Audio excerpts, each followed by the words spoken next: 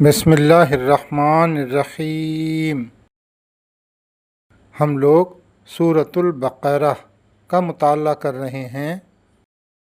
آج آیت نمبر 252 سے 253۔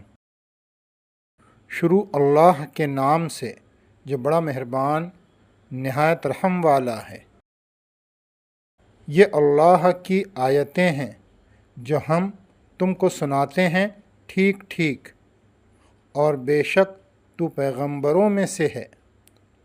ان پیغمبروں میں سے بعض کو ہم نے بعض پر فضیلت دی، ان میں سے بعض سے اللہ نے کلام کیا اور بعض کے درجے بلند کیے، اور ہم نے عیسیٰ بن مریم کو کھلی نشانیاں دیں، اور ہم نے اس کی مدد کی روح القدس سے۔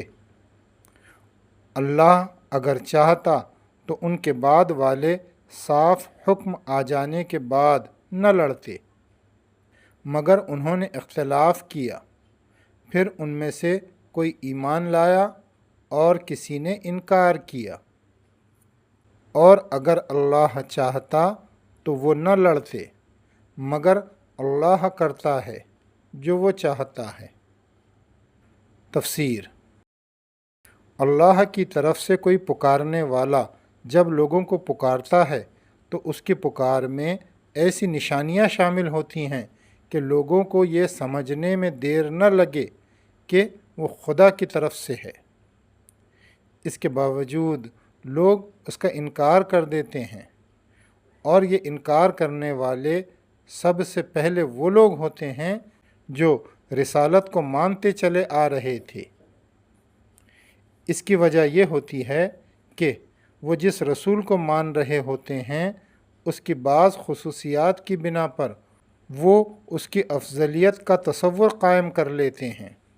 وہ سمجھتے ہیں کہ جب ہمارا رسول اتنا افضل ہے اور اس کو ہم مان رہے ہیں تو اب کسی اور کو ماننے کی کیا ضرورت۔ ہر پیغمبر مختلف حالات میں آتا ہے اور اپنے مشن کی تکمیل کے لیے ہر ایک کو الگ الگ چیزوں کی ضرورت ہوتی ہے۔ اس اعتبار سے کسی پیغمبر کو ایک خصوصی چیز یعنی فضیلت دی جاتی ہے اور کسی کو دوسری فضیلت۔ بعد کے دور میں پیغمبر کی یہی فضیلت اس کے امتیوں کے لیے آزمائش بن جاتی ہے۔ وہ اپنے نبی کو دی جانے والی فضیلت کو تائیدی فضیلت کے بجائے مطلق فضیلت کے معنی میں لے لیتے ہیں۔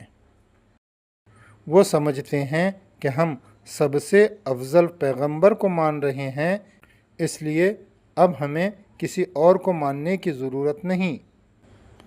حضرت موسیٰ کے ماننے والوں نے حضرت مسیح کا انکار کیا، کیونکہ وہ سمجھتے تھے کہ ان کا نبی اتنا افضل ہے کہ خدا براہ راست اس سے ہم کلام ہوا۔